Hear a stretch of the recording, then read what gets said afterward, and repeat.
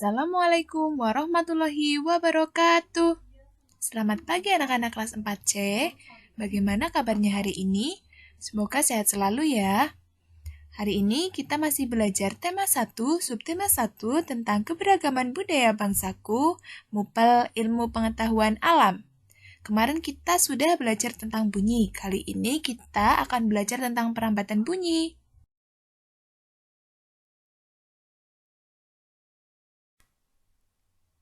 Anak-anak, Bu Guru mau tanya, kalian masih ingat tidak pengertian tentang bunyi? Ayo, siapa yang masih ingat tentang pengertian bunyi? Bunyi adalah getaran di udara. Bunyi dapat dihasilkan dari berbagai benda, dan hampir setiap makhluk hidup dapat menghasilkan suatu bunyi, termasuk manusia. Segala macam bentuk bunyi itu berasal dari benda yang bergerak. Getaran pada suatu benda akan mengakibatkan udara yang ada di sekitar kita itu bergetar. Getaran tersebut akan menimbulkan gelombang bunyi di udara. Anak-anak, ada yang tahu syarat terdengarnya bunyi itu apa saja? Syarat terdengarnya bunyi itu ada 3. Yang pertama, harus adanya sumber bunyi, yaitu benda yang bergetar.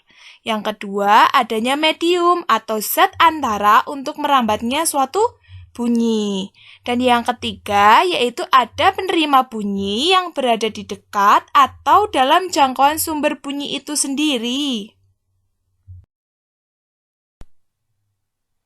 Selanjutnya, yaitu karakteristik perambatan bunyi. Karakteristik perambatan bunyi itu ada 3.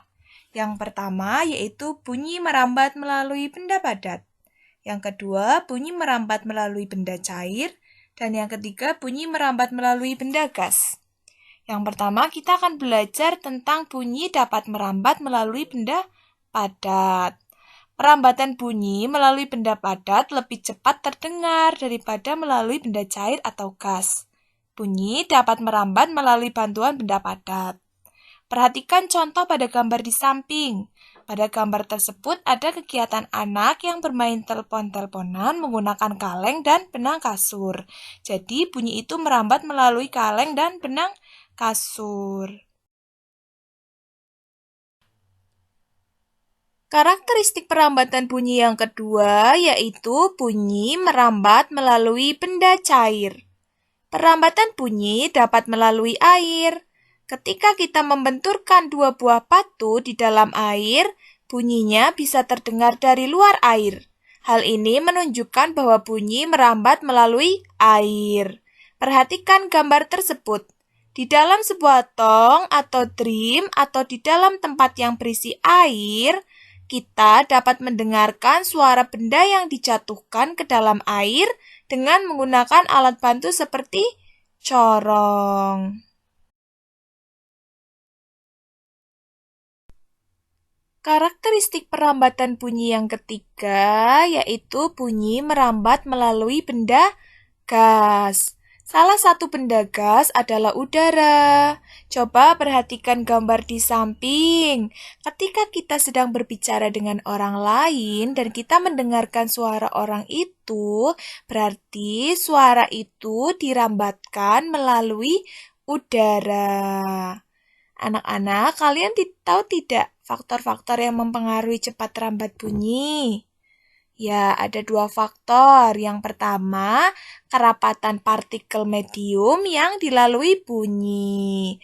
Jadi, semakin rapat susunan partikel medium, maka semakin cepat bunyi merambat, sehingga bunyi merambat paling cepat pada zat padat.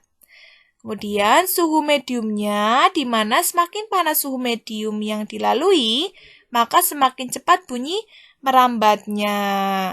Anak-anak, besar kecilnya bunyi itu dipengaruhi beberapa faktor juga loh. Yang pertama, jarak sumber bunyi terhadap getaran yang dihasilkan. Yang kedua, kuat atau lemahnya getaran yang dihasilkan.